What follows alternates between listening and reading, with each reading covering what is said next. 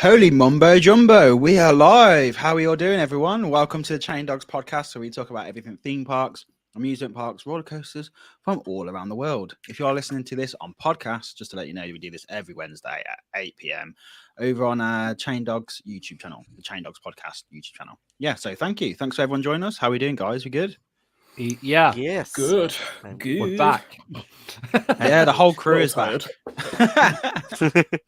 Yeah. I think everyone's tired tonight. Like, I'm absolutely knackered. I know. Luke's pretty tired as well. Yeah, pretty burnt out.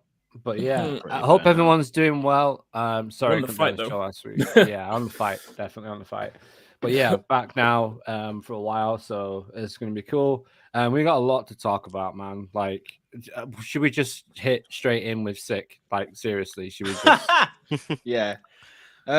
Oh, do you want to say what's coming up on the show? I don't know. I'll quickly. I was gonna say, how rude. You've only been away 1 week. Taking it back, yo. Yeah, we haven't got much to go through. To be fair, it's been a bit of a slow news week, but it's been pretty big news. So we got Flamingo Land. Apparently, officially confirming the name for their 10 inversion coaster. We have Vikings opens. The new area at Drayton Manor finally opens. Hey. And just a quick update on Chessington's new coaster. A lot of activities going around there. And then we're just going to finish on a quick chat about what manufacturer we think is going to be dominating the 2020s. Just because I think it's an interesting topic. We've kind of talked about it loosely over the podcast, but I thought let's have a proper conversation about it. So yeah. But like as Luke said, it was I think on just on like Gazette Live and all that sort of stuff. They said that the name Sick has been confirmed for their 10. Well, basically. So you asked me, Sean, if it how it was official because I posted it the day before, didn't I? And you was like, "How is it official?" And I was like, "I've asked the question, but the page has been removed off Facebook." So I was like. Okay, that was weird because that wasn't even from a newspaper though. That was from Flamingo Land Picks. Yeah, Flamingo Picks. But they do have a lot of news that's bang on half the time. So they're quite a reputable source. So when it came out on the Gazette the day after, I was like, yeah, this must have been sent out as a press release. It must have. I'm not seeing the press release, but no. Sick. Oh, how we laughed. Yes. But we're like, I kind of feel like this is our fucking fault. I'm not gonna lie. We're listening. Yeah. I think so. You guys, you did. If it wasn't. Thanks. Yeah. Appreciate thanks, it. Matt. in case you missed this episode, we did talk about this. How we first said people are linking it to this clothing company, Sick, and all this sort of stuff. And we just laughed, and I was like, I can't see that happening. And then Matt was in the chat just saying giving us just basically all these facts, and we're like, oh god, went full on Sherlock with it, researched it all with it, full on. You went down a rabbit hole and just kept finding more and more gold. Like when Neo gets that message, follow the white rabbit on his screen. I imagine Matt's screen just looking like green matrix, like all of them just going for it. It's like what's his name in Dark Knight? Who's like Batman. who's giving Batman surveillance. Alfred, you know when he's got like all the screens in front of him. Yeah. I can't remember his name. I look like but Alfred, man. Is it Alfred that does that? No. I can't remember his name. Mobius? No. Anyway, this is I don't care. No, never mind. Anyway, but yeah, I think when everyone was there's a lot of people just discovering it on Twitter, and I kind of felt a bit smug. I'm not gonna lie. I'm like, yeah, I already know this. I knew this was coming. But yeah, I'm still calling it. I'm still thinking that gift shop is going to be just a massive. It's just going to be a clothing store. It's going to be Lucius Fox. That's it. Thank you. Thanks. I don't know why I said Mobius. I was thinking of Mobius and him at the same time. Right, merged. But yeah, Martin Freeman. Oh, there's absolutely going to be Sick Silk fucking merch in that shop. Of course there is. Of course there is. I remember when there was like Voy merch at Towers. Do you guys remember that? What, when there was Voy, you know, the brand Voy? What the fuck? Like Voy jeans. Yeah, Voy jeans. But when I ripped my pants queuing up for Oblivion, running up the queue line, and I ripped my pants the first time I went there, I had to buy Voy shorts. So I remember them selling Voy stuff for that. That's right? Amazing. But like, this is kind of like just going back, like Sick Silk. Like it's man, I can't imagine dropping all the pocket money on Sick Silk. That's nah. That was a day. It's just Andrew, there's going to be a sick entrance, a sick queue. Sick ride. To be fair though, the fucking coaster looks fun, man. The coaster looks fun. It looks from the test footage. Quick, yeah. Aside from the part that we've all laughed without the test of it. Bloody hauls through that layout. Like the speed it was getting through that layout. That looks it's a lot quicker than Altair off ride from what I've seen anyway. That dummy. I mean, we said this last week, didn't we? It was hilarious. Like, it was.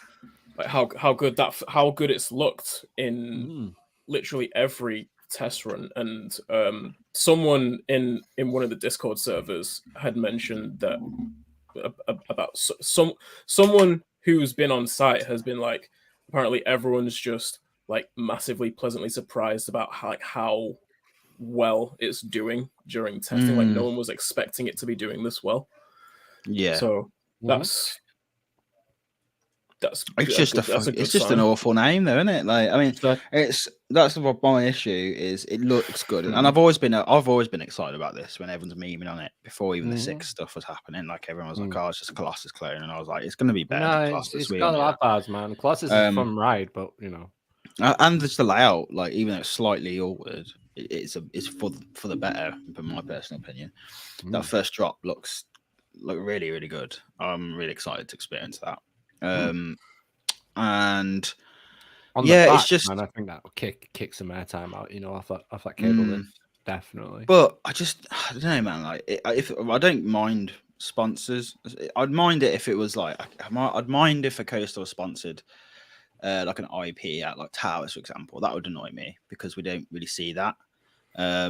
Maybe we'll sometimes take a drink sponsoring it, but it's not like the actual name of the ride. That's when I have an issue with it. Fanta sponsors Oblivion. Yeah, I was literally just about to say. Well, that's what I mean. That's what I mean. Big one. That's what I mean. I don't mind it when it's like. I still would rather not, but I don't mind it when it's like it wasn't Oblivion Fanta, the Fanta experience, was it? It was just. It was just the sponsor on it and whatever. You've been tangled would have been funny actually for Oblivion. That would have been yeah. Hit the drop. You've been tangled. But Sick is just the worst name for coaster. Like it actually is, isn't it? Like it's when you're going on a ride, you don't want to be thinking. I know it's meant to be like, oh, it's sick or whatever, but it just makes me think like sick. And the fact that it's got so many like it's like 10 inversions, like people, it's gonna put people off. Like surely that's gonna put some people off. You just know they were laughing about that in that kind of like mental connection people would make in whatever. I don't think it goes that deep at Flamingoland. I don't think the brainstorming sessions go that deep. I'm not saying they go deep. I'm saying they were laughed at that ridiculous idea. Yeah, I do think that Silk would have been, even though it's weird, it would have been a better name than Sick, in my opinion. Silk is weird, but still. Like... Silk is smooth though, and this ride is smooth. You could say and smooth. It's quiet as well. This ride's quiet as well, you know. It sounds I was thinking the other day, like when sometimes coaster names are weird, but you get used to them very quick. Like the Smiler. Do you remember when everyone was like in uproar about that name? Like the Smiler. Like what the hell? That's just a weird. It is a weird name for a coaster, but everyone got used to it very fast. That's true. So there are weird names that, I mean, your Manganda, I'm so used to that now. When I remember on this podcast, you weren't happy about that. I was not happy about it because I was like, no one's going to be able to pronounce that. No, I said it's a stupid name. All right. Which is pretty brave of me considering Danielle was in the chat. But like, yeah, I was, no but like, I'm trying to pronounce that when we got the artwork through to it was hilarious on Discord when we were talking about it. Like, How do you say it? What? Gormanganda, like Jarman Randa. Like it was like not Yarmanganda. Yeah. Okay, that's what it is. I think the worst one was Schleppner. Yeah, Schleppner. That's amazing. That was. I have people who work at the park who still can't pronounce it. Yeah, I keep trying on my inner Norse god just to say that name. So, yeah. Yeah. So yeah, big happy birthday to Vic, by the way. Jack and Vic are at have been doing their southern trip this week. Yo, so they went to Legoland. They went to Chessington yesterday, and they've been at Thorpe today. So nice. It's been obviously very busy because it is half term. Yeah, half term. It seems like they've been having a really good trip, and it's their first experiences of these parks down south. So, if you have an annual, oh wait, no, it's tomorrow. I was about to say, if you have an annual pass, did you get to do the? Oh my god, can we talk about this? But that's tomorrow. We need to talk about this in a minute because this What's is this? so. Shall we just talk about it now? Because I think So basically, you go for it, James. You go for it. Thorpe announced that throughout the month of June, every Thursday, annual pass holders for the last hour of the day get unlimited fast track. Whoa! Every Thursday for the last hour of the day. What? For the last hour? Randomly. Do they even have any left? No, it's you just show your pass, you get to go through fast track use. Okay. Oh, I mean, at Thorpe, you could probably do every single ride if you get fast track through it. Not if the entirety. If every Merlin pass holder is going to turn up on Thursdays now. I think you're going to be how many standby lines. Yeah, the normal queue is going to be shorter than the fast pass queue. Yeah, and also what you got to bear in mind as well is I don't know if it's still the same, but I knew it was this last year was that a lot of the fast passes are also wrap queues. So there's going to be people like stuck in them wrap queues, just like with loads of Merlin annual pass, and that's not really fair, really. Good point. So yeah, it's just a weird one. I don't understand how that's going to work. We'll see how. Let us through the exit. But yeah, that one was that also occurred to me what Emma said. The last hour of the day when the queues are actually pretty short anyway. It's kind of just it's a little marketing thing. This feels like it's just last hour of the day. Stay around. Please wait till the day, end of the day. Don't leave. Like even on a busy day, the last hour. You can smash out 3-4 rides easily. Oh, what? I mean, on that vlog we did last year, we did what? 12 rides in the last hour. I think so. Yeah, it was mental. Rides. It was busy all day, and then last hour, 3 on stealth, and then we just did like swarm and ran back and did loads. Like it is possible. It is possible. But yeah, I mean, it's just a very weird. So is it just marketing gimmick? Just Thorpe doing it.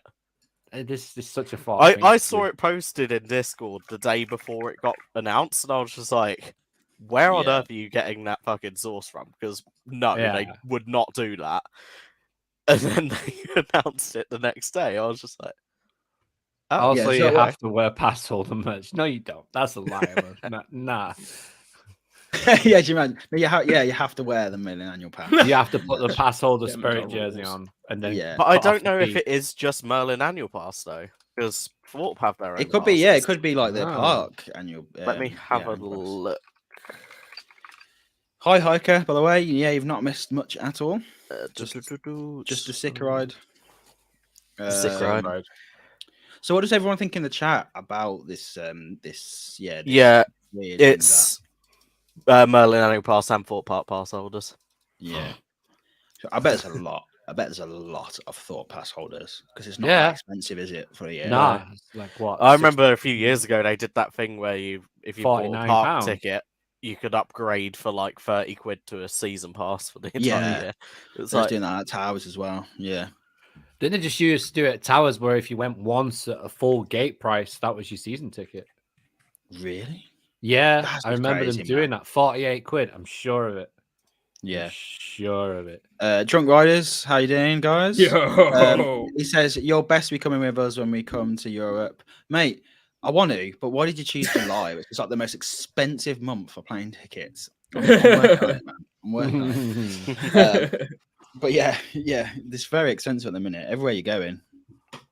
Yeah, a lot of things getting cancelled as well recently, like TUI and all. But that stuff, that trip they're doing is insane, isn't it? Like everywhere, everywhere in Europe. Like anyone wants to know about that, and I didn't actually. I'll slide it in now because I didn't mention it last week. Part of that trip that the Drunk Riders are doing is a weekend at Energylandia, which they're having as a stumble weekend. So, like, despite the fact that flights are going to be stupid expensive during July, they probably still won't be that expensive to go to Poland. So if anyone's trying to go out to Energylandia this summer, there's a weekend in mid-July where there's about to be like 30 plus hopeless Americans. To be fair, they might meet. I bet they're going to meet Hiker. Oh no, they're not going to Plopsa, are they? Oh damn it! I thought they were. Oh no, that's Alison. Alison is going to. I think they're. No, she said she might. No, they're going from Tajland. Ignore me. Yeah. But yeah, if you're out there and you see just a massive group, like I say, of drunk Americans, that's them. They go for it. Let's go. I want to be part of that crew. I'm not going to lie. Bro, same. And Matt said, "Did you see they joined forces with the water sports place to next to Thor?" Is that because they're going to bite off them and build a hyper next year? I don't know. What is that? No. I know the lake is used by a water sports place. But I didn't hear about them joining forces with it. You know what would be cool if they did a show like on the water, at Fort? Yeah. Like, do you want to put like actors through that? Because I bet that is the Grank water, man. I can already smell it in Rumba Rapids. Nah, not actors. No, the show people actually doing the actual lake isn't too bad. It round by like loggers and that was really bad because that was standing water in its own. Like stagnant water in its own. The actual lake isn't too bad. I mean, I just still want to go in for a dip. No. 20% off you get at the water sports place now with Merlin annual pass. Oh right, so they're basically just saying yes. Okay, you didn't let us build the B&M hyper, but you'll give us 20% off your stuff. Cool. Finish your day at Thorpe Park with some water sports. Yeah, that should be the slogan. I think that will be the slogan. That probably will be the slogan. What was it? What was it? What was it? Celebrity Juice's Golden Shower. Yeah, that's a reference. Yeah, don't think that's a proper reference. That goes back to the Ghost Gen show, doesn't it? We did with Jordan. Yeah. I don't even know if we talked about it on. I don't even know if we actually talked about it, but anyway, probably can't go too much. I don't think they ever ran it, but anyway. No. Yes. So what did Emma say? Catch me water skiing under the bridge whilst you enter, Matt. Yeah. Oh God, can you imagine? I was all going under. I'm sorry, but I think I would actually die. I don't think anyone would make it. Off to the right. I'd be encouraging you to fall over. Doing it in style. Yeah. Sure thing. Why not, Emma? So that's just making me think of where I lived. When I lived in Cardiff, I lived right on the bay. Yeah, I saw a water skier going around. I shouted off my balcony, and as I shouted, he fell over. I was like, hired. Yeah. Stood there staring at your coffee like. Andrew said 7-Up Shockwave. Again, that's not too bad. Like no, that, but it's got its own name. Like Big One has his own name. This is literally called like Under Armour, the ride. Do you know what I mean? It's better. Very different. That would legit be better. And do you know what's mad though is that I know we're going backtracking a bit here, but they've just put the Union Jack on the front of the Zero car as well. It's on there. Yeah.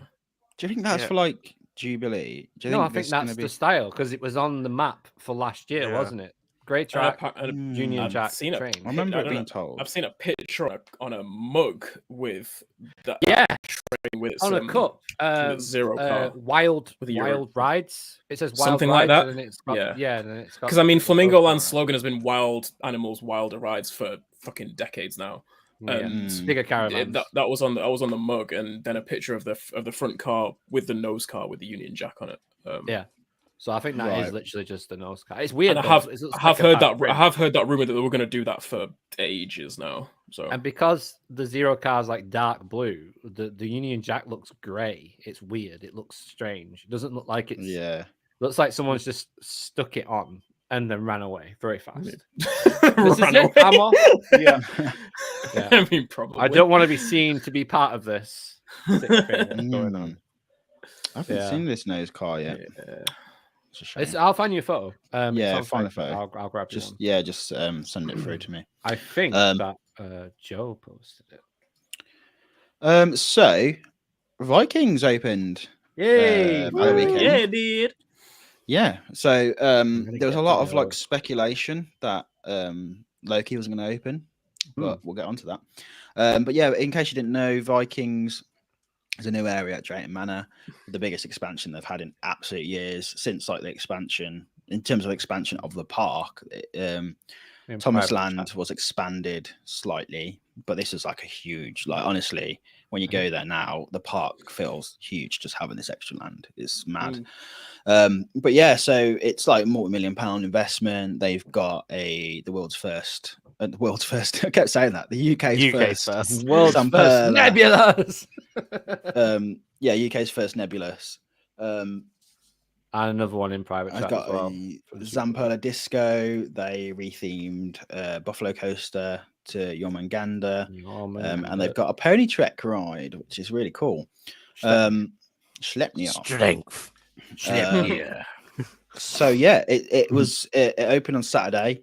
There's kind of like a soft opening on the Friday with just like staff and that. And we will be down. We were supposed to be down there. There was supposed to be a media event, and it got canned. So we couldn't go to that, which was a shame. But that was the day I had everybody organized to be together, and then obviously it didn't happen, so we couldn't go down after that. So it was like, damn it. But we will be down. We'll be doing a full vlog down there as well, doing some interviews and stuff as part of our building our relationship with Drayton for what we did with the render and everything. So that's going to be exciting, but that will be after Florida now. So that's going to be literally probably July, August time, something like that. But yeah, looking forward to it. We went down. Me and Joe went down. We did a vlog. If you want to see it on Parkspill, go check it out. And yeah, like honestly, it's just better than I thought it was going to be in terms of the area. Like really nicely done. The like just everything, like the fact that they've thought about the music, the flooring around the whole area is like properly done. It's not just like some tarmac like you see in a lot of parks. Block pavements. The signs are just so beautiful. Honestly, like there's no flat signage anywhere. Really it's nice. all like 3D. Like it's even like the littler signs. Even the littler signs like have that. You know, they're not like they're not like don't look carved like the rest, but they're still like sticking out. Like there's the letters that stick out of it. Really, really good. We managed to get on Loki. It actually opened up half like on the afternoon. They really worked hard to get that open. And yeah, it's really good. I really really enjoyed it. I think you get some good like airtime at the top. You get, especially when you're going. It's really hard to work out when you're going forward or back. I think it's when you're going forward when you get. It feels like you're getting like catapulted out. Wow, it's nice. not. Cool. It's not the maddest. It's not the maddest airtime you feel. Have you been on Quantum at Thorpe? Quantum. Which one's Quantum again? The one that's like the magic carpet, you know. Yes, The one that punches you in the gut every time you. Does it kind of feel like that, but it doesn't destroy you? Yeah, it's pretty gentle. It's kind of gentle airtime. I have heard this is not official by the park, by the way, but I have heard there are different settings, and it's not being ran on full because obviously it is kids park.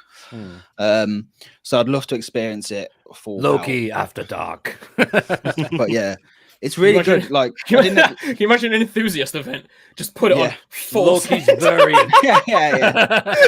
Extra variant of Loki. Yeah. Drayton when I say catapulted out, don't get your hopes up. It's not that. It's just if that's the only way you can explain it, because it kind of goes up and then back down sort of thing. So it's really weird feeling, unlike when you're in like a a car that's like 4, whatever, like gondola or whatever. Digital It's stands. really good. I think there's only one park that can win the catapulted out at the moment anyway. Oh yes, Flamingo Land. Some of the comments though were amazing. Dan said Sick may just be the best ride name I've ever heard.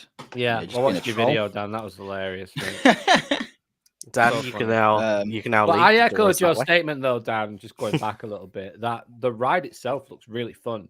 The pace is well. It hits every element fast, and even the quad roll at the end looked great as well. So I'm looking forward to riding it, but I won't be staying around very long after I've ridden it. I'll just be doing that and gone. I don't like that back. Right, you live pretty. You gonna disrespect Kamali like that? Yeah, they'll probably be shut because they'll all be working on Sick. So Mumbo Jumbo is pretty decent. I like it, man. I love that. Whoever decided to put plastic restraints on a ride that puts you upside down is just not. It's the weirdest restraints in the world. They should not design right. Legit, like it is really odd. The El Loco in Vegas is good. That's a good ride. I think I just like El Locos. I want to experience more of them. On the lap bar, El Loco with a lap bar is a lot different. You feel like you're hanging. Can imagine. It's good. But yeah, Joe said there's 217 hand painted shield in Viking area, which is mad. It's so good. Wow.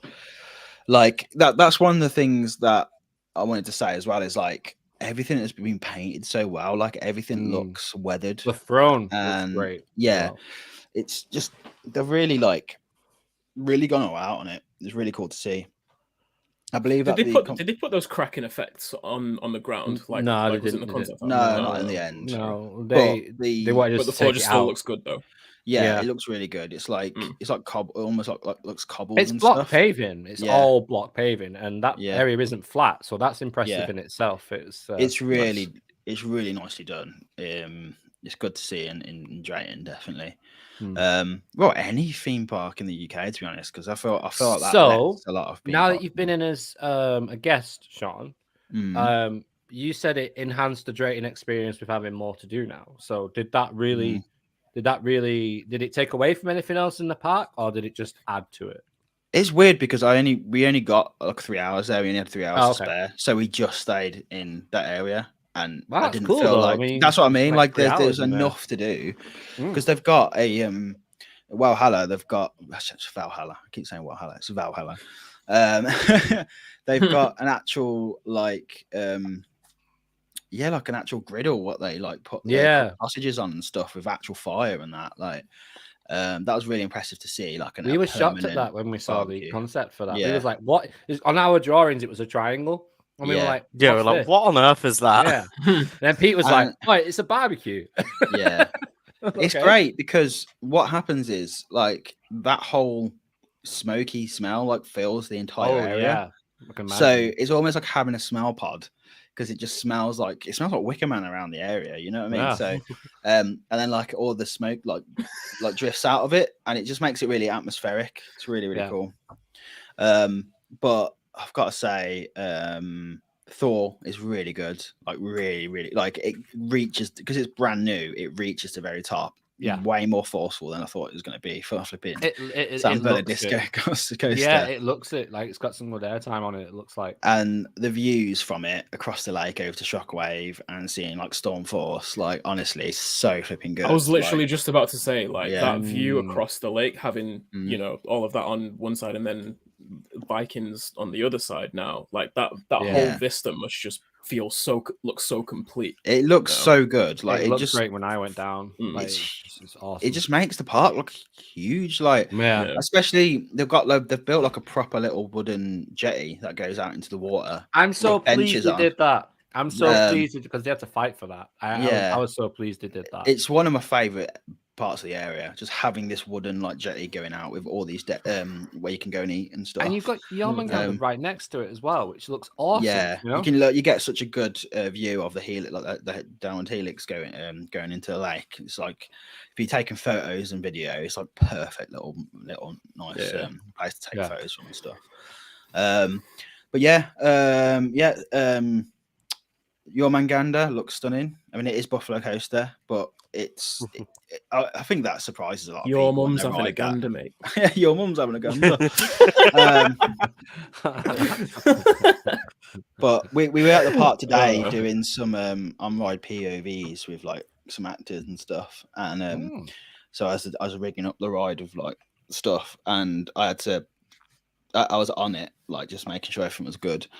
And I've done that so many times. It must have been like my first coaster, but it always surprises me at like actually how forceful that ride is when it comes. When it like I don't even know what you call it, but when you come over to Apocalypse, yeah, oh it my does God. it does a turn in there. It yeets, mate, it's really it's really forceful. Like it's one of them, It does it a takes straight. you by surprise. It's weird because I had to obviously do a profile for it, so it goes a straight and then hits and then does a turn. But as it's doing it all, it's going downhill, so it's going downhill. It's obviously powered, but it's still going a little bit, and then it will gain speed.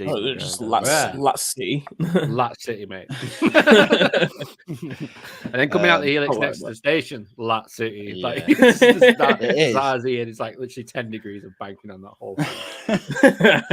But no, it's good. The trains look amazing. I can't believe it's still the old Buffalo trains, but I can't believe how good the head look, man. The head and the tail look phenomenal. So good. Really, really cool. And the Schleppnir is good. I think that it looks a bit bare at the minute, but there's just nothing been like growing around there. There's been a lot of planting, but so it does look a little bit bare. But I think with time, it's going to look a lot better. I think that's going to be the same for everything as well. Like round 4, there's a lot of gardening areas that, like from what we saw of the construction. They ripped the ground up completely, so it was just mud when we were seeing it. So I'm not surprised that stuff hasn't it needs time to grow in. And they've laid grass around where the big tree is, so that's good. Looks nice. It looks really nice, and because it's around a big, massive, like really old tree, it kind of sets it off. So that's really nice. All good, all really, really good. Like positive. The only thing about Loki is, and this isn't Drayton's fault, is literally like Zamperla just making the slowest loading flipping like ride known to man. Like it's I just. Like I didn't really obviously I knew that it was gonna like load the bottom and load the top, but I just didn't realize like how long that would take.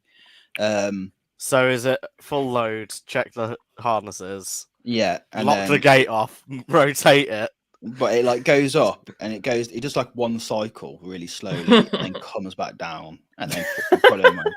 But I think also it's not helping the fact that it had a lot of issues with like. It seemed like the restraint, they was having issues with the restraints on the Saturday.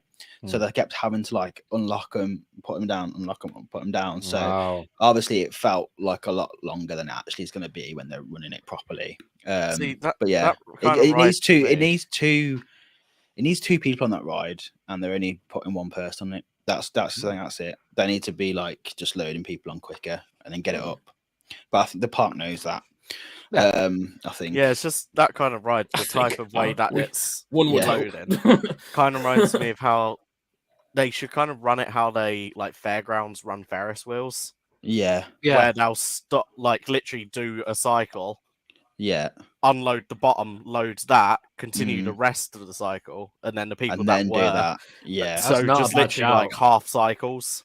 You know what? I was mesmerized by how it loaded. I was actually thinking for a long time, like, wait, hang on a minute. This thing's like there's two at the bottom and four. Like, I was like, how am I going to get on this? Like, I thought I had like an IKEA flatback setting where it just kind of goes and just like folds down, like goes back up. You know, Zamperla pattern that.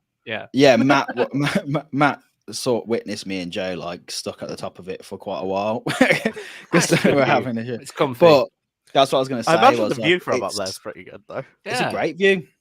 me and Joe were just sat up there going, I don't actually mind this. It's really nice. It's like when you sit on the brake run of Oblivion and you're just like, you know what? I'm sat here, but this is cool. It's good. It's a good view up there, to be fair. But I think we was there for a good 15 minutes. Wow. 15, not 50.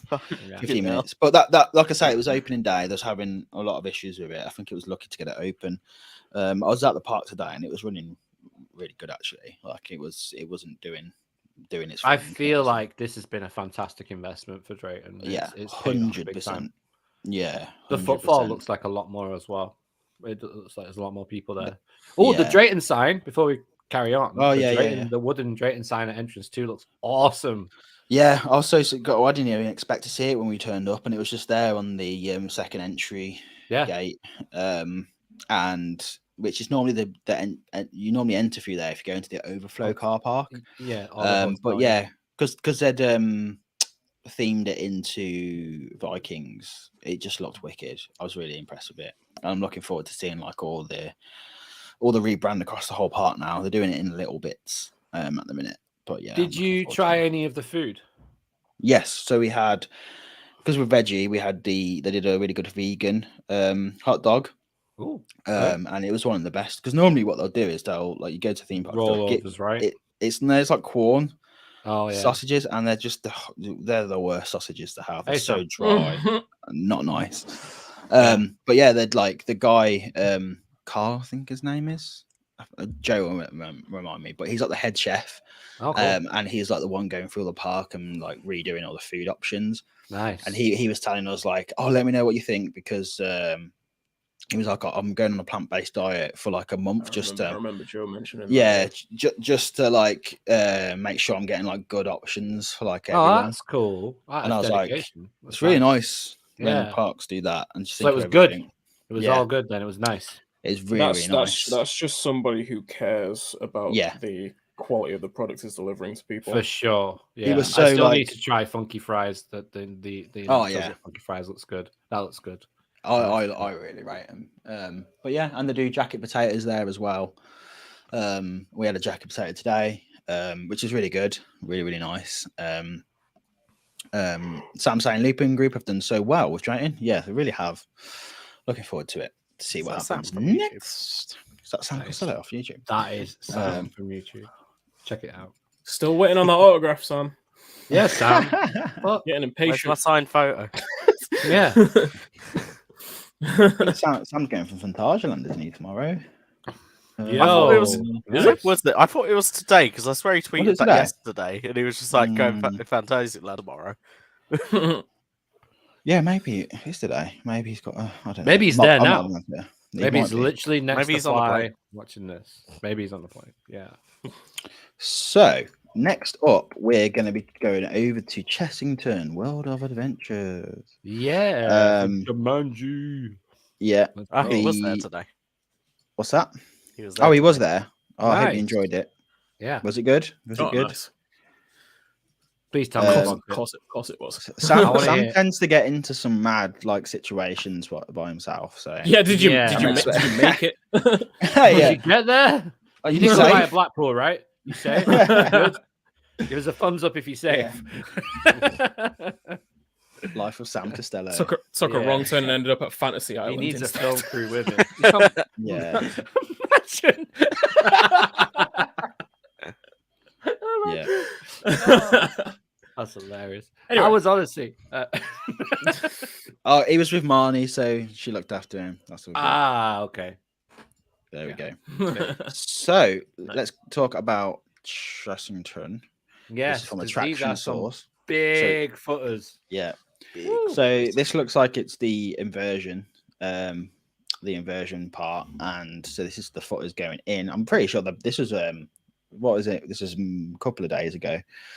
But yeah, what they pointed out here was looking at the shape of the plates. So you've got like a square one there, you've got a round one there.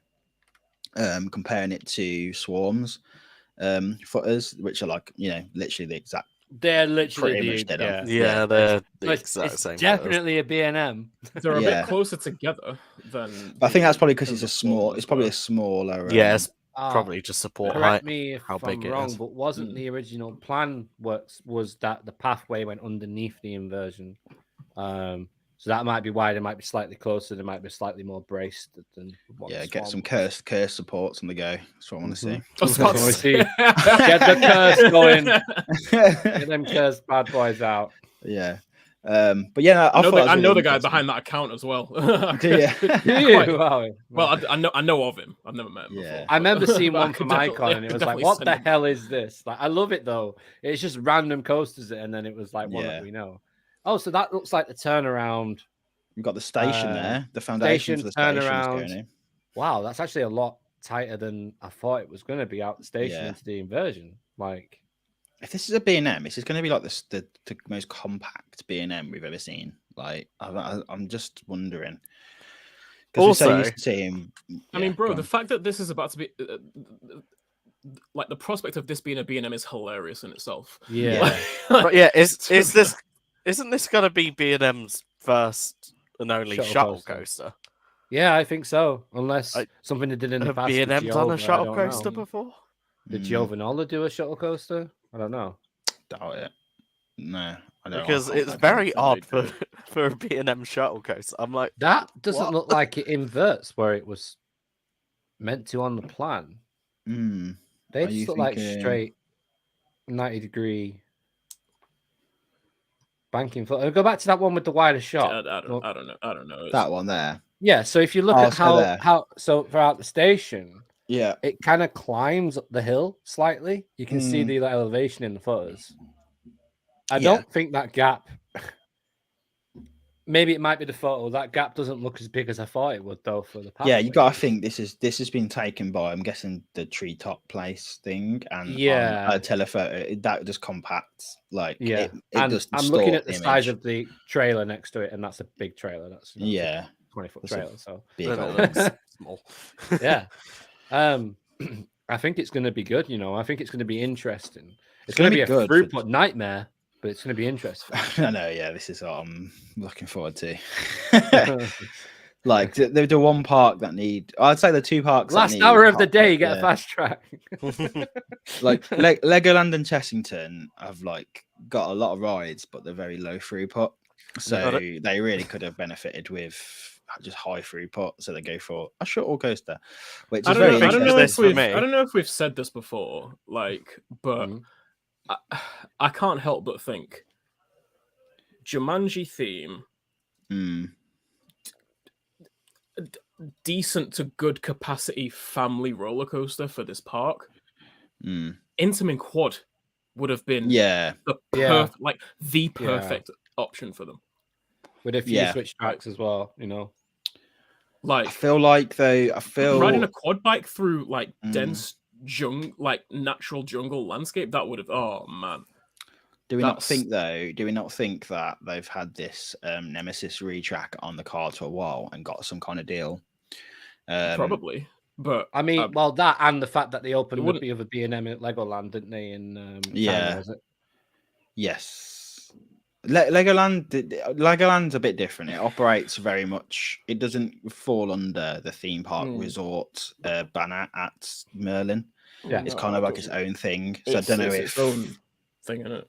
Yeah, so I don't know if that would necessarily mean they would get some kind of deal. Maybe. I mean, I wouldn't be surprised if like this and the Nemesis retrack came hand in hand. I'm just saying from individually speaking, from a fit standpoint for Chessington, an Intamin Quad themed to Jumanji, that would have been a match made in heaven. That would have been perfect. I feel like if Gardaland didn't have Raptor, maybe this would have gone there. We would have got the dark ride at Chessington. It has me thinking sometimes. I mean, I'm not ruling that. There's a lot of rumors going about in the minute about that ride coming to Chessington. I don't know how. I wouldn't rule it out personally. I'm not ruling it out. I think it might end up coming because it's been so popular. Yes. I've not heard any official sources saying anything. Because if it did, I couldn't even say that. But I've just been hearing people rumoring it and being like, oh, that could maybe work. If I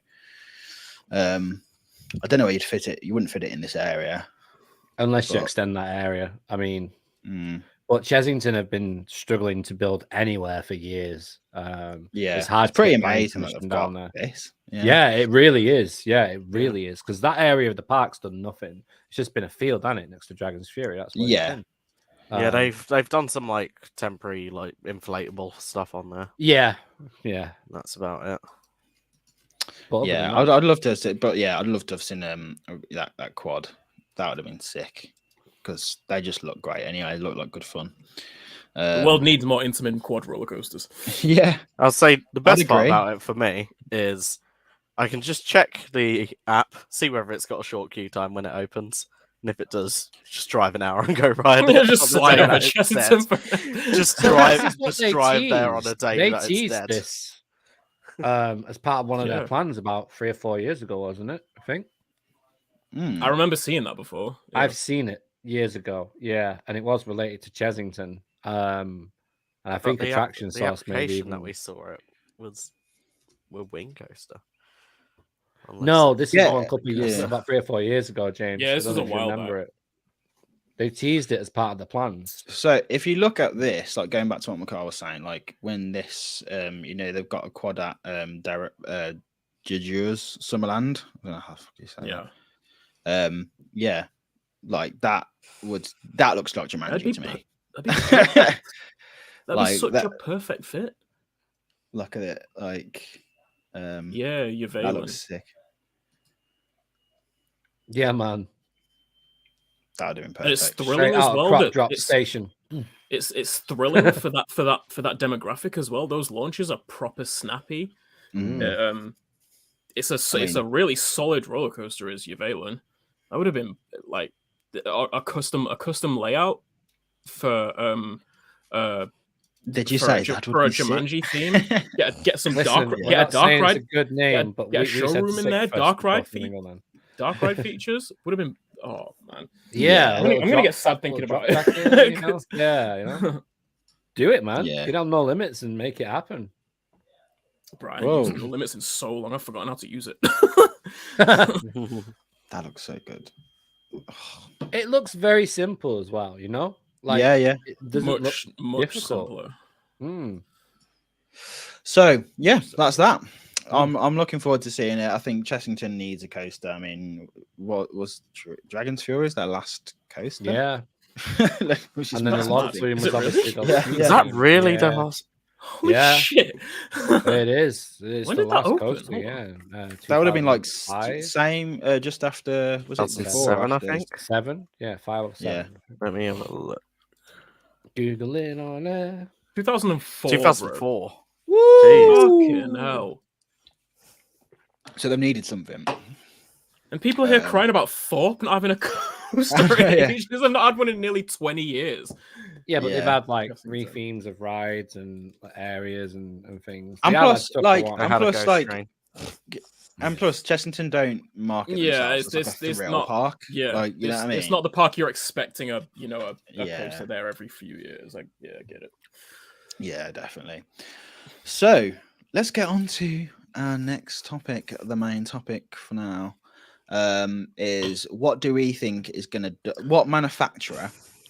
I'd say specifically coaster manufacturer is going to dominate the 2020s. What do we think? Who's getting that MVP award, boys? Who is getting it? I know who I'd give it to straight away already. That'd be Intamin for me. I was going to say Intamin started out quite strong. I think Vekoma started out really strong, and then they kind of like tailed off a bit, and then like Velocicoaster was made, and and you've got like two titties coming out, and you've got I love that that's caught on. You've got Pantheon, you've got all these awesome rides just popping up all over the place, and the mainstream names. Two titties will be a mainstream name. So it's like Velocicoaster. The actual name for the ride will be.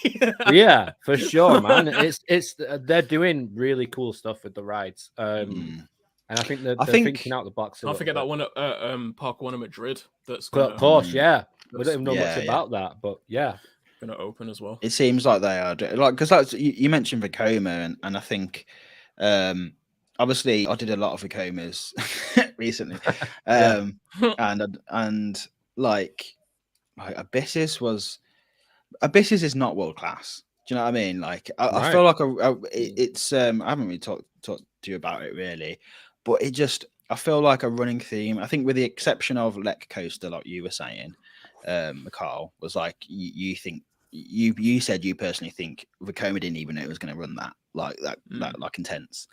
But seeing like a lot of like POVs and people's opinions on Phoenix, that's just opened. That's Farrap Summerland, like same sort of things as like what Abyssus has been saying. Like it's family. It looks like it's not, but it is family. Like just that you don't get it's quite forceless in certain overall anyway.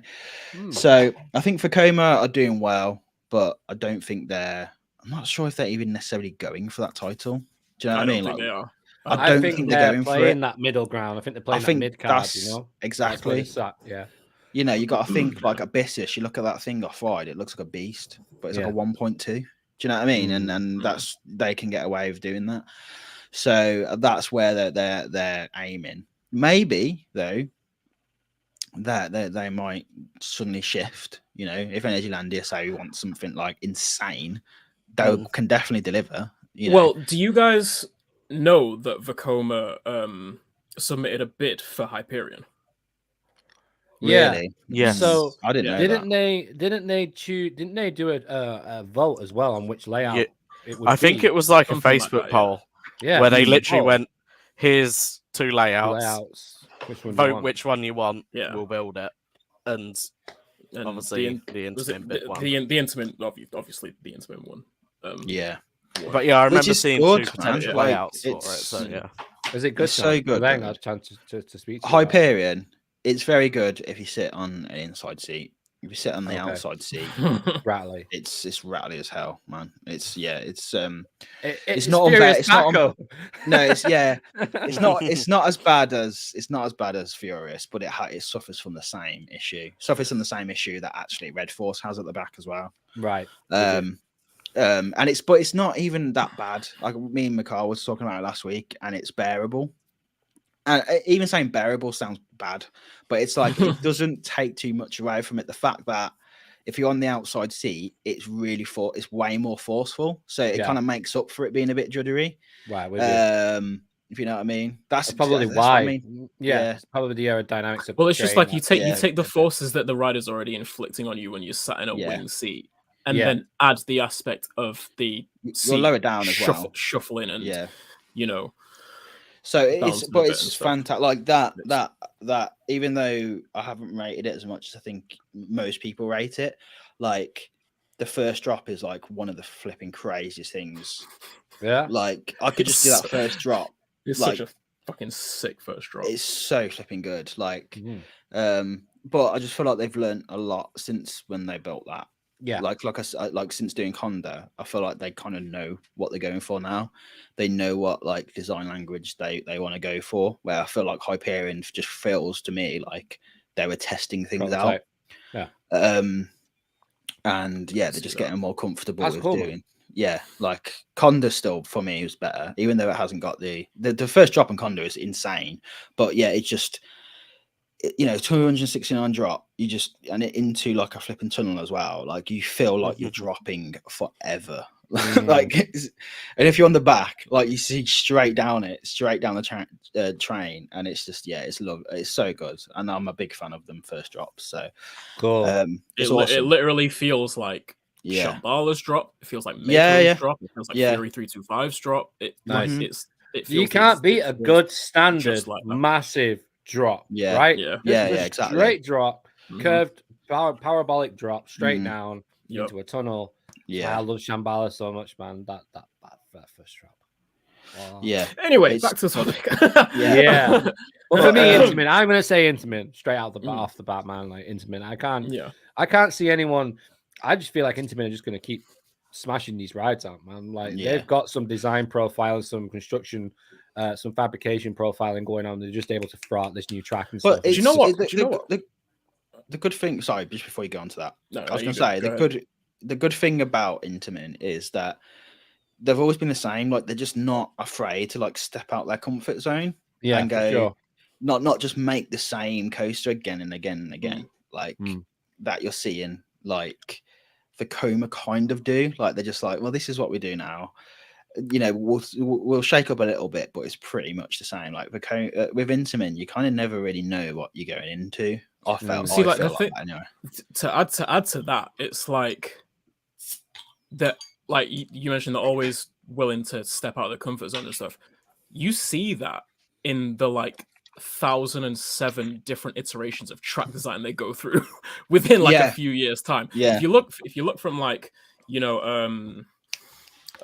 Sky Rush and Intimidator 305, that track design from when when they switched to that with the thicker track spines and stuff. And then not too long after that, it wasn't until they debuted the pretty much almost the same track design, but with different cross ties on Hyperion.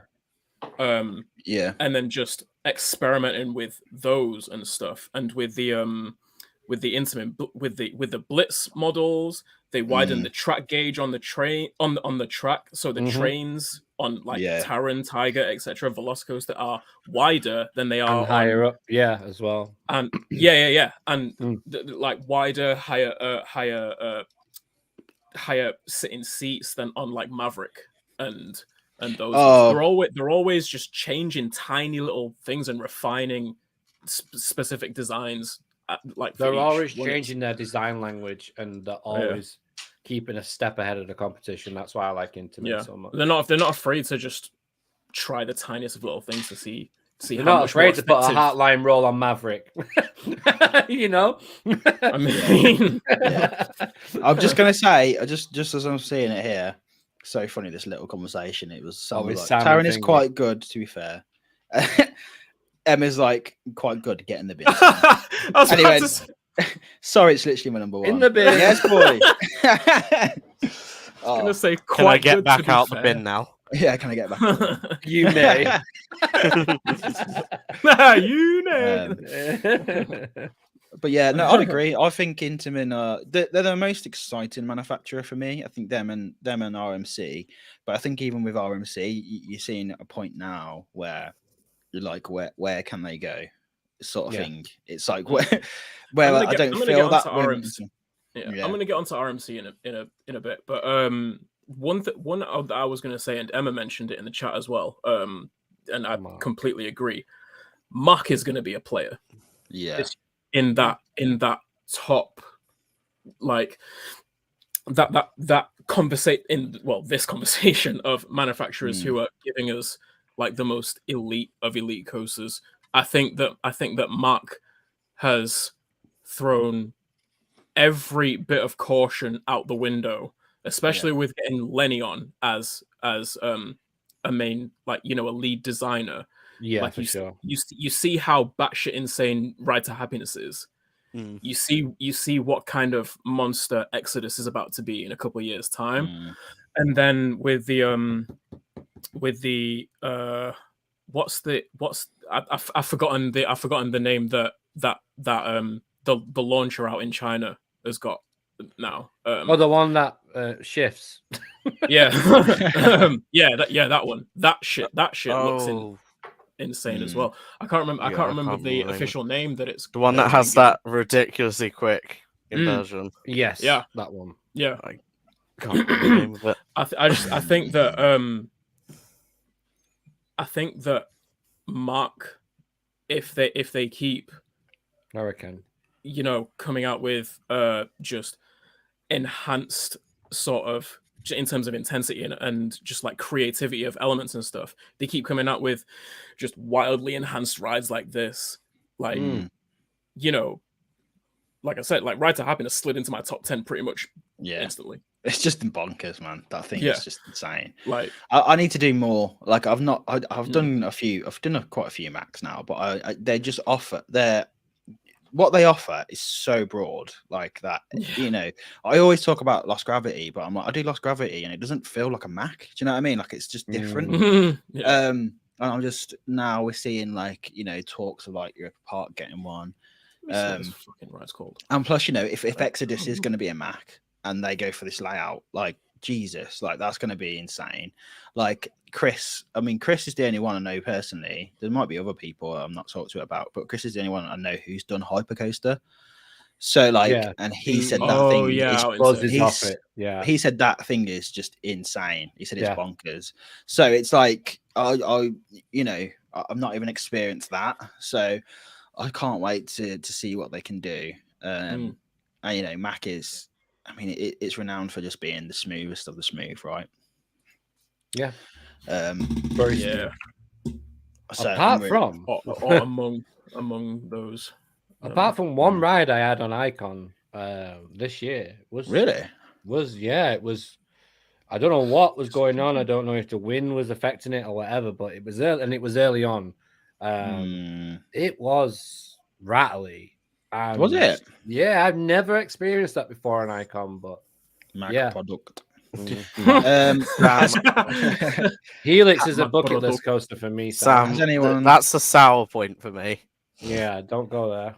I was literally about to book flights, double checked the website, and Helix does not operate during the winter season. So I was just like, that's it, I'm not going. Dan said Helix is beyond incredible. Yeah. But Dan, is Helix all it's hyped up to be though? Fair point. It's a fair point. You can't say one and not the other, I'd say to that, Taron it's not everyone's cutie, but for me, the fact that I've done I've done some really amazing coasters. Like everyone told me Zarja would be my number one. Taron's still my number one. Everyone told me Road to Happiness would be my number one. Taron is still my number one. And I've not done any night rides on Taron. So, for me, I love it. I love it so much. You better stop hyping this up for me. just do what I did, James. And I think everyone should do this for any coaster anyway, which is just like, even if something's hyped up, I think most people do this anyway. But just go in there with just go in there with low expectations if you can, and then see what you come out with. 100%. I am literally like, when I go to Florida, I'm literally going to be like, I've never heard of the Hulk before. Like, I can do it quite well. I can do it. Hulk, I couldn't do it because it was just such a legendary coaster, and it disappointed me. But I don't know if it's the time of year I did it or whatever, but it just felt rough as a fucking bag of nails. You had too many donuts before you went on. Yeah. Coast Bar, Harry is in the house. Helix is a hyper hidden as a launch coaster, let's be honest. The views from it.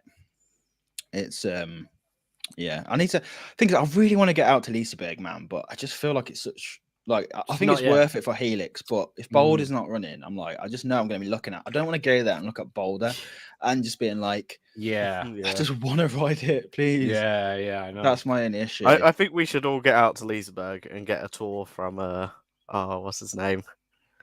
Andreas? Oh yes, what's his name? What the fuck's his name? What's his name? It's not Andreas. No, it's not Andreas. Harry will know. Harry had the tour, didn't he? Hey, what's that guy called? What's the lead? What's the guy? What's Liseberg when Harry and Zoe? That guy. Pontus, that's it. Pontus. And it was there you go. Because Harry and Zoe had that tour. Did they won that from the clamshells, didn't they? Am I right in thinking that? I feel like we should organise a Shame Dogs trip and get the tour organised. For sure. For sure next year, man. That would be I can maybe touch Helix's wheel. You're not touching anything. No. A wheel I can touch. I'm not allowed to break it. Will you be able to I'm not allowed to touch buttons. Chain Dogs on tour. Let's do it, man. Let's do it. But no. It's just sad that B&M isn't even in this conversation, though, isn't it? Really.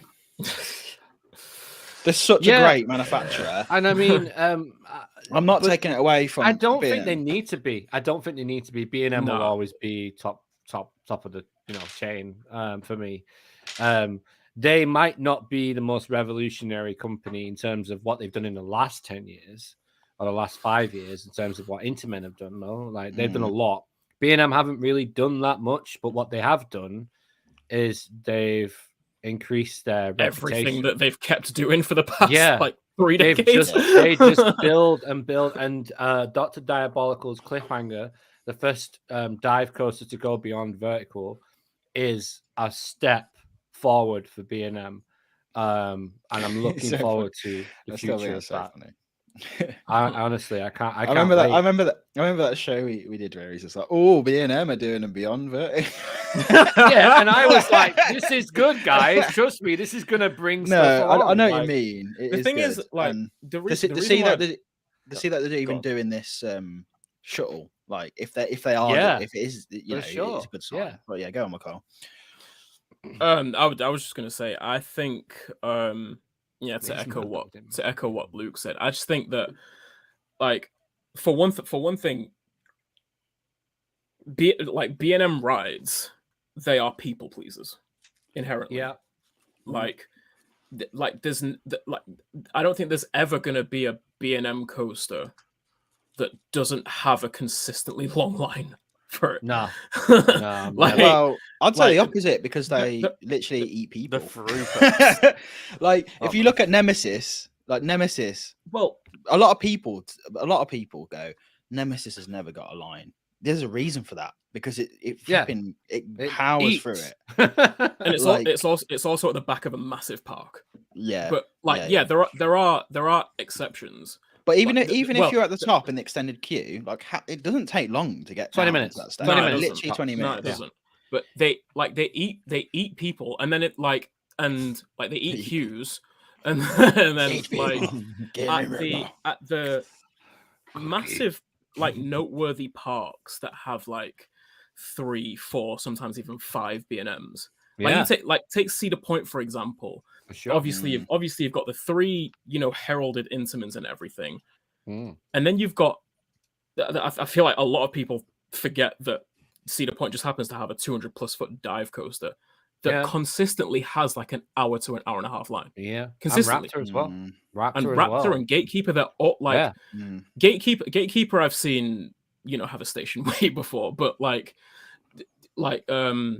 Valraven always has a stupid line outside from what I've seen. I don't know. Does queues equate to like, I don't know, does queues? I think what Mikhail's trying to say is that like they always gather people in. Yeah, they draw. It's a big draw for a park. So does Rita.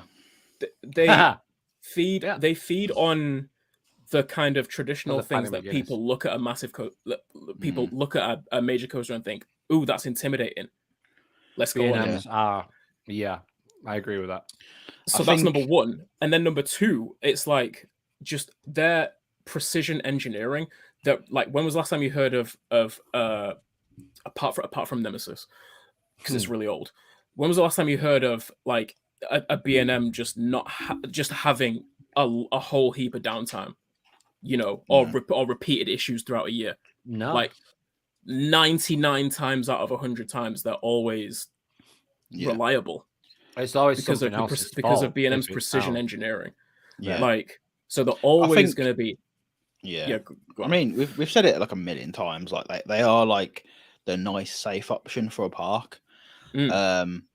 They just are. It's like if you built a theme park tomorrow, you would get a couple of B&Ms if you could. Like, say if you had like unlimited budget, you'd be like, I'm going to get them in the park because I know that they're going to work. I know that they're going to get people on and off. And you get all the 40 years of experience as well with it. But you've got to think also, like, I think we're at the age now where we can appreciate these coasters, B&M for what they are. You're going to get new enthusiasts coming up who aren't gonna, even though they should appreciate these B&M coasters and stuff, they're gonna see things like Smiler, and go, "Oh yeah, no, I'm saying those reasons are the reasons why B&M doesn't necessarily have to be in the conversation of the manufacturers that are giving the newest world-class. But I think they don't need to be in the conversation. They don't need to be. They don't need to be. But I want them to be. I want them to. to step up and try things that no one's Not ever more Furies, thought of goddammit. yeah, for sure, man. Why? Well, I mean, what are they building at SeaWorld next? I mean, apart from the palm trees, but like, it's a nice palm. I'll have a look, man. I'll take some photos when I'm there because obviously, damn good foliage. Yeah. But no, it's a big area they're clearing out SeaWorld for that big area. I want to go on a B&M again and be like, I'm not sure what to expect from this. Like, you just don't really get that if you've done enough B&Ms and stuff. Like, things still shock you. Like, like Shambhala is still like, I don't know, I can't remember now. I did a top 10 the other day, but it's like Shambhala is still very high on my list. Thank you. I was gonna say. You just can't beat a B&M hyper at the minute in terms of a hyper. Like, it's just good at what it does. It's very different to like an Intamin hyper. It's got such a quality product feel to it, hasn't it? Yes, yeah. But I would like to see them just what it seems like they're doing now, which is like pushing ahead. And I feel like if they are doing that, then they know themselves that they need to keep adapting to the market. Like, markets change over the years, to some degree at the very least. That's basically it, really. There should be a B&M flyer called the Flying Purple People Eater. I think B&M, I'd love that. That would be cool. Flying People Eater. That's cool. I think B&M do it in stages, don't they? Like, they had the flying coasters. There's a lot of flying coasters. Then they had the invert. They had the inverts, a lot of inverts. They had the flyers, lots of flyers. Sit down, stand-ups. Now it's dive machines at the moment, isn't it? That is the thing. Wing coasters. So dives and wings, mini dives to be specific. But it's like a wing pops up at Thorpe, a wing pops up at 6 Flags Great America. A dive machine pops up at Cedar. Especially in China, there's like dives and wings popping up every 20 minutes over in China. Yeah, legit. Like I think you're getting them from the pound shop over there or something, and just throwing them up. But that's what it's like with B&M, and until they do the next B&M home bargains, until they do the next big thing, until they do the next big thing, that'll be the next because that's the thing we say. Like, you're so right in what you say in terms of like they don't need to, because they're just great at what they do. But in the 90s and the early noughties, they were doing what Intamin are doing now. So they were doing that. They were like going out of their comfort zone and creating these rides that no one thought was literally possible. And then you've got some of these other manufacturers now like creating like rides that's based on what the ideas that they came out with, like Vekoma with Fly and stuff. Like they're just improving on that. And it's the fact that B&M are like, a lot of people don't find flying B&M flyers, like they don't find them like comfortable. A lot of people don't. And then Vekoma went, well, how can we make it more like the boarding experience of them are it's just it's things like that, isn't it, that you just got to try and improve on. I'm looking forward and to like Harry just mentioned process. Like Harry just mentioned in the chat, like parks do want rides that are unique, and like B&M's coasters, and this kind of goes back to what I was trying to say about like they are attractive to the general public. They have a very easy selling point, like like Harry said, like a dive has a big element that you can sell. A wing coaster has a seating position that you can sell, that you can market. And an RMC from a park's point of view is not that easy to sell. Have much upside. Because it's like to your average theme park goer, Zarja's called Zarja wooden coaster. You know what I mean? Like they're marketing it as it's a wooden coaster that like inverts and stuff. And Energy Land high heavily on the reputation of RMCs from other parks for Zadra to be as popular as it is. And I think it has got that's what RMC's marketing is that basically they build a new one. They want to know what it's like compared to the other one. Steel Vengeance, Lightning Rod. They want to know what but then like I'd love to Sean's point, like generally speaking, in terms of like how easy it is to sell, like to market something about a coaster, like RMCs just aren't as easy to sell as some others. Let me tell you this one thing. My cousin went to see the Point a few years ago, right? Went just straight up, rode everything. Vengeance? Well, no. She rode all the steel coasters. She didn't ride any other wooden coasters because she don't like wooden coasters. She also didn't ride Steel Vengeance because she thought it was a wooden coaster.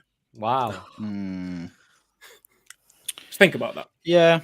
Yeah, it's very common. Like a lot of people just don't trust. I have to wonder how many other non-enthusiasts have done that. You're right. Yeah, I don't ride many of the Woodies at Blackpool anymore, especially Nash, because they kill. You know, I'd rather lap Icon a big one, like for that reason. You know, I'm done with them. So it is true, and it goes back to what John Wadley said when he was like saying, we've said this a million times, but when he says a roller coaster or a ride in general should be as enjoyable to watch off ride than it is to be on it, because then it's like you're getting both ways. Definitely. I mean, you could argue RMCs are fun to watch, like when you see like the stalls and stuff on them. That's like an element just to watch in itself. I feel like I know we're talking about coasters, but I feel like just one more thing, but also lap bars on what people perceive as a wooden coaster with inversions is going to put the average theme park goer off potentially. Definitely. Yeah. Go on, mate. I was just saying what Walder said about rides being fun to watch and to ride, the same amount of interaction. I feel like the whole Vikings area at Drayton Manor really did that. Yeah, like a Nebulous for me is built more for the viewing of it than it is actually the ride experience. Like it just looks stunning. It's like mesmerizing. You can watch that thing just go around and it just messes with your head. 100%. Like So I didn't mean to throw off topic, but it's just when you said that, I was thinking about the video that you made, and I was like thinking of the smells and stuff, and being in that area and watching Loki and watching Thor go up and down. There's so much movement in that area. I feel like that is what it's designed for, But and it's weird when parks like go the opposite route, and like 13, it's like hidden away. I wish it wasn't. I wish it was. I guess that's a coaster that you kind of got to in a way though, because you have to with the crypt, but I mean you could definitely do something. Definitely. So who else? Who else do we think could be? I was literally just about to say. So where do we see RMC's position in this then? Because they're gonna run out of quiet. I think they're gonna run out of wooden coasters to convert at some point. Yeah, for sure. Yeah. Well, and this is my point. I think I feel like quiet for a couple of years after I think they're just going to go hard with these Raptor models. I think this is the perfect thing for them, because again, going back to like building a coaster that draws people in, that is something that not many people have seen. When you see that in a park for the first time, you're like, what is that? It's on a single track. I think that's going to be, and they take up a very relatively small footprint as well. They're very agile, and they're relatively affordable. I feel like we're going to be seeing a lot of them personally. Single rails. I don't know. It's a hard one, isn't it? Because it's like with RMC, it's they really dominated like the 2010s like hugely. Yeah. And I'm not seeing. I know in the UK we're crying out for one, because we seem to be like one of the only like countries not to have one. Yeah. It seems like that when you're here, but we obviously would love to have an RMC here, but I'm just not seeing the meme. The RMC. Even that meme's kind of dying out a little bit now. Yeah, it's boring. And it's kind of like where can they get, like they did Steel Vengeance, like, and then they've done Zadra and now Iron Gwazi, and it's kind of like where can they go really? Like they're very especially like Iron Gwazi and Zadra. I can't wait to go and do Iron Gwazi in August just to compare it, but they are very they're very similar. And it just feels like where are they going to go from here? I mean, Alan Shilkey is a legend. I mean, he hasn't announced his retirement yet, has he? He has. Has he? That's what I thought in my head. He has, in my head of thought, because I know that Fred has announced his retirement, but I was thinking, has Alan? announced it as well. He'll be doing because like that. He's like I don't know if he's expressly announced it himself, but it has been noted. It has been noted, because I mean, Zadra was designed by Joe Draves. Yeah, it was. Yeah. I don't know which other ones were designed by Joe Draves, but I know Zadra was. So, but I feel like Shilky is the one that like they go off his kind of design language. Do you know what I mean? Like they feed off that. Absolutely, yeah. Absolutely. And so I guess it's going to be like John Wardley, where he'll probably always be around to like it'll be he'll drop here and there. Yeah, he'll just look at things and go, "Nah, I think this should be here." But yeah, I'm not sure. Like RMCs always excite me just because I haven't done many of them. They excite most people. They're always like one of the biggest draws to a park when there's one there. But yeah, I feel like Raptors is where they're going to go next. But yeah, it was cool doing. It was cool because he's in Zarja now, like the first ground. First ground up one. And I mean, Quasi is not that. Iron Quasi is like not that far off from being a ground up. Like, I mean, it's not. I mean, Airy Force 1 is about to be the second. Yeah, I think it is second. Yeah. Airy Force. Second. Yeah. So maybe we're getting to the point now where we're going to start seeing what they can do when they're not constrained. Yes. To like, let's use because obviously it's so much cheaper to use the footers of an existing one. You've got a Jersey Devil as well. That was ground up, wasn't it? Obviously, it's not a wooden one, but it's the Raptor, isn't it? So this is it because the Raptors are designed for that, aren't they? That's why I think we're going to start seeing more of them, just because they're going to be. I think they're going to be more affordable to parks. Yeah. Let's see what the chat's saying, man. Air Force 1 coming up now. RMC can hopefully spend the next decade building Raptors and T-Rex models. Because we're yet to start the T-Rex models. Let's see where they go. So they want GCI coasters converted. I mean, yeah. Convert with man, Len. I don't know. I mean, it's pretty concerning because for a long time I was saying I can't wait to see what Gravity Group do after doing Mind Blower, but now everyone's saying that Mind Blower is like rough as anything. Like, don't say that. I'm really that is a everyone's saying it. Yeah, everyone's saying it's really rough. I did it in 2019 and it was nice, man. It was so good. Okay. So petition to RMC Loop Guru. I'm 100% that's happening. Like it's got to like that they obviously it was built like the year after Robin Hood, I think it was, or the same. I can't remember. There's built, their sister parks. So I think it was always going to be on the cards, but now Wallaby Holland are getting this Raptor. Like surely they would have like organised to have both done. Surely you'd think so. You'd think so, wouldn't you? Yeah, because it was such a success, wasn't it? Huge, man. Like you can't underestimate the draw of an RMC. Nah, worldwide draw anyway. It makes even though it's hard to market, like we say. Yeah, it markets itself. It's like the way before we knew anything about Velocicoaster, without we didn't know it was Jurassic Park, so to speak. We had the idea behind it. We had an idea. But then when they threw it up and they were like, "Yeah, this doesn't exist. It's a churro stand or whatever." It was like, dude, this ride looks fucking incredible. You don't need to do anything. We'll do this. We'll spread the word for you. This thing looks insane. It was clever. I think the draw of adapting an old wooden coaster into an RMC has like a much bigger draw in some way. Like this is me just like spitballing. No, I think you're right. If you've been going to like Wallaby Holland your whole life, you remember Robin Hood, you're like, oh, it's so rough. And then someone's like, that's got inversions now. You're like, what? And then so it's a lot easier to market from a park perspective of like, look at what Robin Hood is now. Like, check this out, sort of thing. It changes so much. Yeah. Harry's saying the Raptors seem so pointless now, though, out on back layouts that mimic iBox RMCs. Yeah. I do. I know what you mean in terms of like they do mimic the iBox RMC. I would like to see some custom Raptors.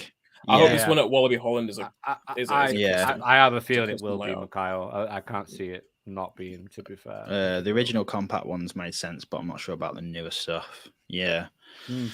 I think that, like you say, the compact ones make huge sense because it just enables parks to just fit something in. really easily. I think they thought more packs would buy them from the off. I don't think they did as well as they thought they might. We had COVID though. We did, and that's the thing. Like, I think for the next 5 years, RMC are going to build Air Force One, and they're going to do these custom layouts. I think because we were talking about the Titan track, which is the GCI's hybrid answer to it, and we were talking about it last week, and we were saying how like that got announced in 2019 at IAPA, and now finally they've just done that first drop on what Wildcat was it? Wildcat, Wolverine Wildcat, Wolverine Wildcat. Wow, okay. So they've actually done it now. They've done a section. So it seems like people are moving forward now. I think so they're slowly doing it, and I think that's partly due to the fact that most theme parks last year people weren't traveling, so they had their best season. That they can now start investing in stuff like this and try and taking a few risks and things.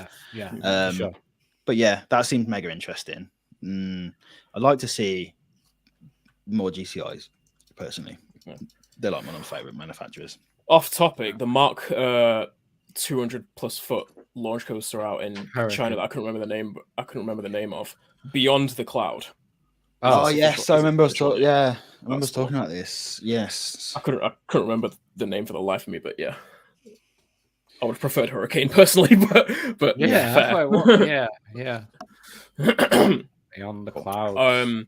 But yeah, no, I agree with all of that about RMC. I think they're still going to be there, but in terms of the manufacturer that just if there is to be one that just straight up dominates the decade, or just at the very least gets the most attention. Yeah. Like, RMC are always going to be there because their product is, short of they need to sort out those trains. But aside from that, their product is that high quality in terms of the experience that no one's going to just forget about them.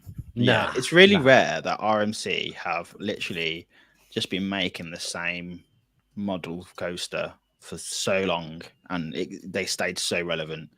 When you compare it to B&M, they're bringing out like just different models all the time. But RMC for ages was like, you just knew what an RMC was. You don't say B&M and know exactly what coaster you're talking about. It's just like RMC. But then, that's what I find so interesting about how similar the last 10 years has been for RMC. For RMC, compared to how the 90s were for B&M. Yeah, because for sure. Their layout formulas being for their bigger coasters being, loop, dive loop, 0G roll, Cobra roll, all bat wing, 2 corkscrews. Yeah. It fucking worked everywhere. Yeah. Like every part. Dragon Khan, baby. It's what I'm saying. Like in a lot of ways, like RMC have been using the same design language, the same elements on a bunch of different coasters, and every park wants one. Yeah. Just like what happened with B&M in the 90s. Everyone wanted to sit down. Yeah. I find that super interesting. And that's kind of what birthed this question. Like not entirely, but it's like what's going to be the next manufacturer to have a year like that where they may Maybe they do switch up like each ride. Maybe each ride they do put out is super creative and not like the last one that came before it. Or maybe it's of that high quality that it can be very similar each time it opens throughout the decade. Yeah. But I'd like to see people love the experience that much. Yeah. I'd like to see now they've they fixed Lightning Rod. Like what else can they do with launches? Because I just feel like that's not something they've done a deep dive on, really. Yeah, I feel like because of the fact that Lightning Rod had so many issues. No, that was it. That was literally the statement. I mean, Lightning Rod is is it that you sell your number one? Is it Lightning Rod? Me? Yeah. No, of course it is. No, what is Lightning Rod to you then? In terms Lightning of where Rod I rank it? Yeah. Oh, number 3. Behind Zadra. So there you go. Obviously. So that's what's got me interested because that's an interesting one because first of all, like saying they fixed it might be playing it a bit fast and loose, because apparently like it's still having downtime. yeah.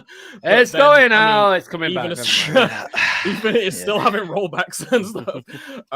But even aside from that, like a lot of people are still saying like when it's running, it's just not the same experience as it used to be. Like it doesn't feel like, it doesn't have that same, especially in the second half, it doesn't really have that same car crash sort of feel to it. Like it's just absolute, just batshit bonkers through, like, you know, the quad down and the speed hill after it and stuff. It's probably still a really, really, really good ride, but yeah, it's not quite the just what the entire fuck kind of. I can't wait till you go back and do it, man. And I'm just on the floor crying. Yeah. They ruined it. No, to be honest, I still think it's going to be really good. I don't know how. I don't know if it'll drop for me. I don't know how far it'll drop, but like I still think it'll be really good. But I would like to see, like, if RMC, to go back to your question, like if RMC are gonna experiment more with launches, which to be honest I think they should. I don't think they should give up on it just because of Lightning Rod.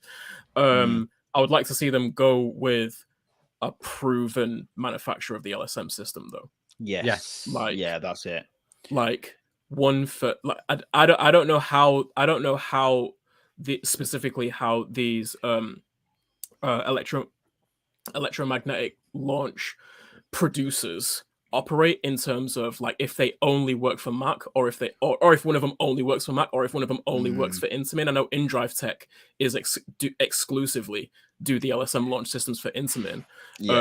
I don't know if that's how they operate, like, not most of the time, but if they can get someone, if they can get a company who has a proven product for these launch coasters to work with them, I think they could still give it a go, especially on more iBox hybrids.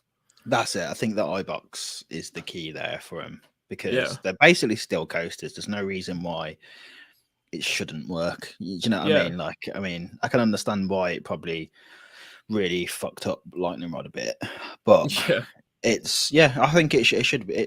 They should really explore that, and I think that could be like the next part where RMC really excel at if they get it right. But it's a tricky thing, isn't it, with these launches? It seems like it takes it takes some time for manufacturers to really understand it, and I don't know, like the stress it's finicky. It really is. Yeah, it's like, you know, a lift hill is so simple in comparison. Do you know what I mean?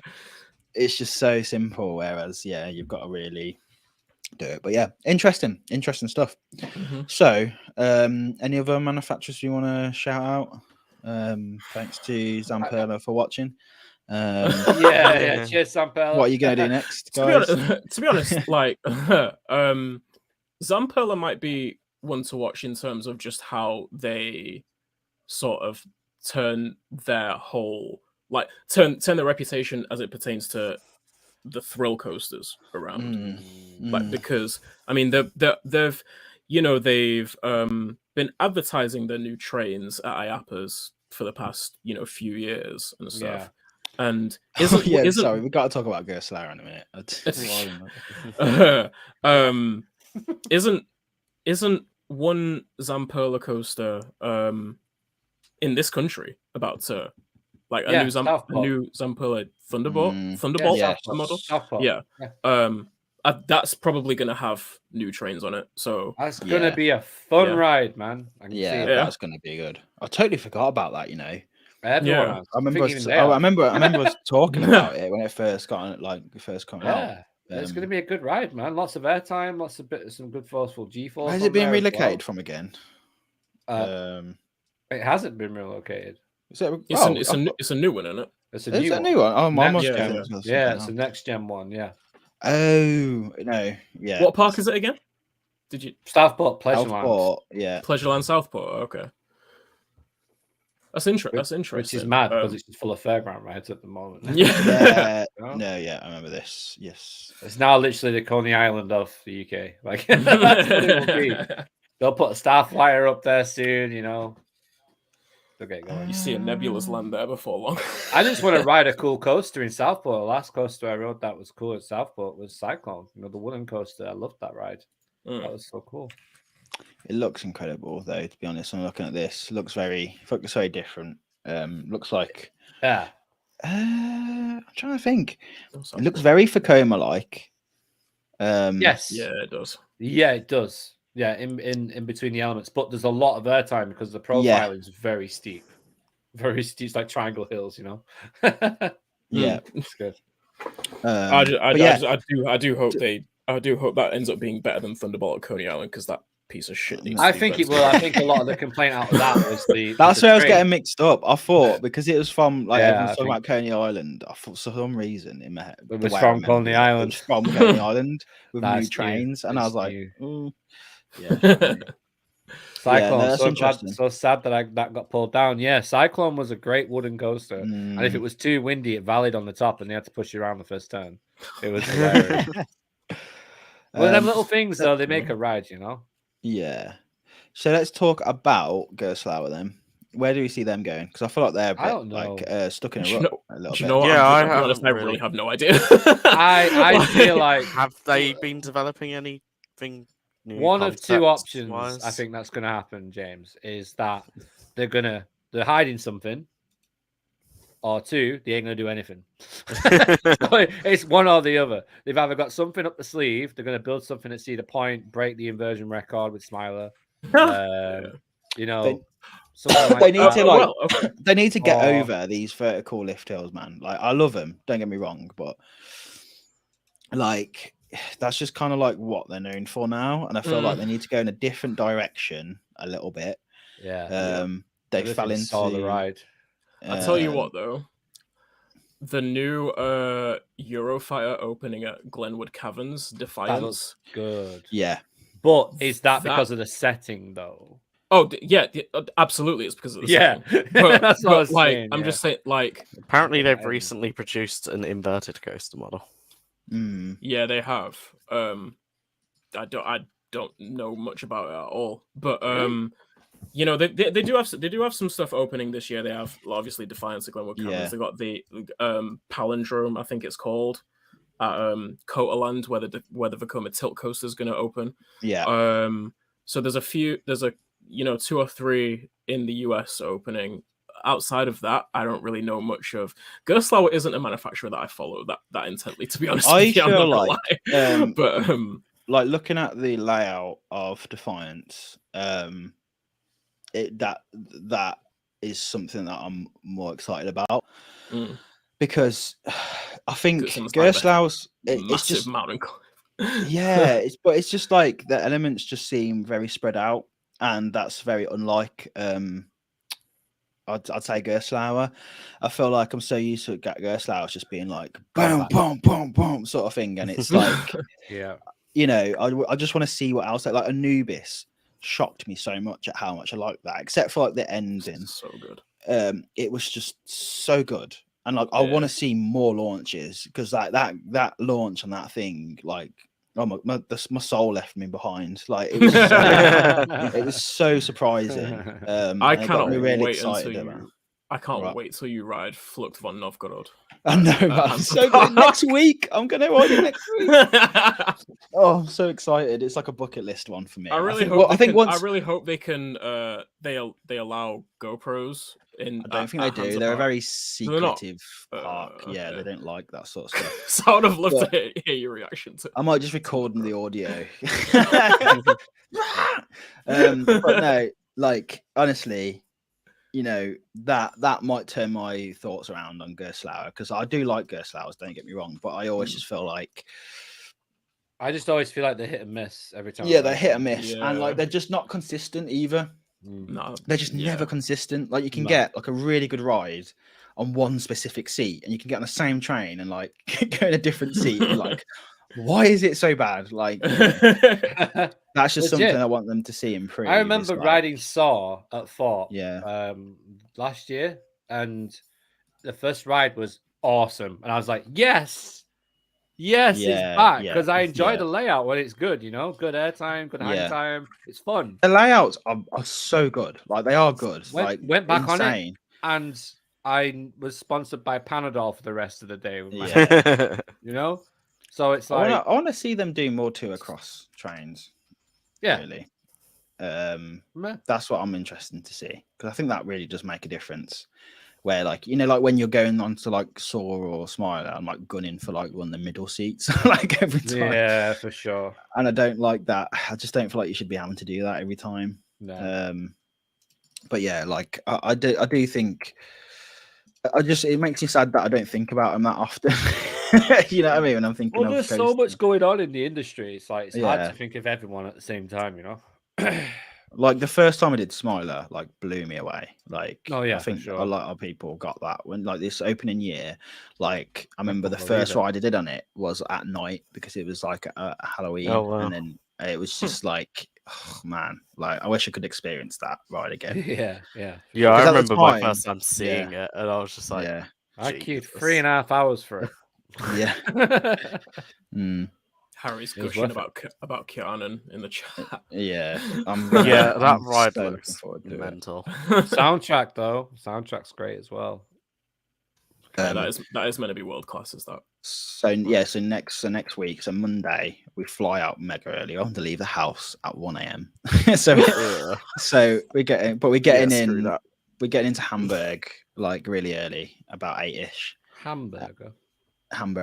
And then we're doing Hansa on the first. When we land, we're not going straight to the park. So that's got my anxiety up because I'm like, just need to get there.